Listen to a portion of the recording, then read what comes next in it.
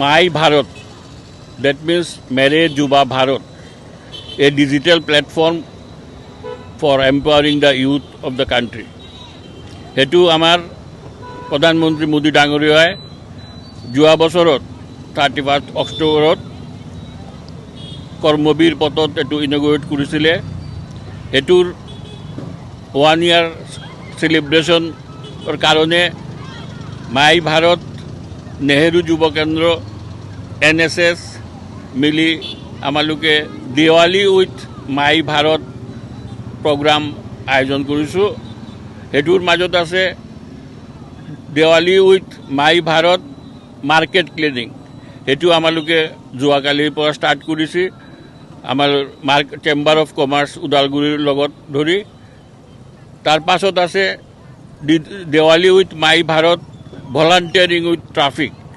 সেইটোৰ জৰিয়তে আমালোকে traffic management, traffic awareness, road safety rules এইবিলাকৰ ওপৰত সচেতনতা আগবাঢ়িছোঁ।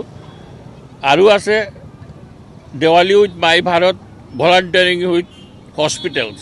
আমালোকে হস্পিটেলছত আমাৰ মাই ভাৰত ভলাণ্টিয়াৰবিলাকে পেচেণ্টৰ হেল্প কৰিব, হস্পিটেল মেনেজমেণ্টৰ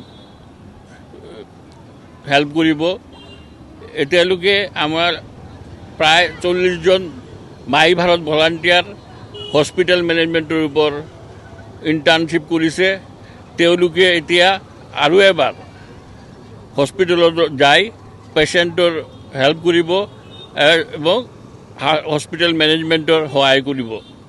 এই কৰাৰ কাৰণে একদিকে আমাৰ ইউথবিলাকক এক্সপিৰিয়েঞ্চ গেডাৰিং হ'ব এবং সেই এক্সপিৰিয়েঞ্চ গেডাৰিংটো অহা দিনত তেওঁলোকৰ পাৰ্চনেল ডেভেলপমেণ্টত কামত লাগিব বুলি মই আশা কৰিছোঁ। আমি আপোনালোকৰ মিডিয়াৰ মাধ্যমে সকলো ৰাইজক, সংবাদ বন্ধুবৰ্গক আহ্বান কৰিছোঁ, আপোনালোকে আমাৰ এই প্ৰগ্ৰামটো ভাল কৰি হাইলাইট কৰি মানুহৰ মাজত লৈ যাব। তেতিয়াহ'লে আমাৰ যে উদ্দেশ্য সেইটো সফল হ'ব।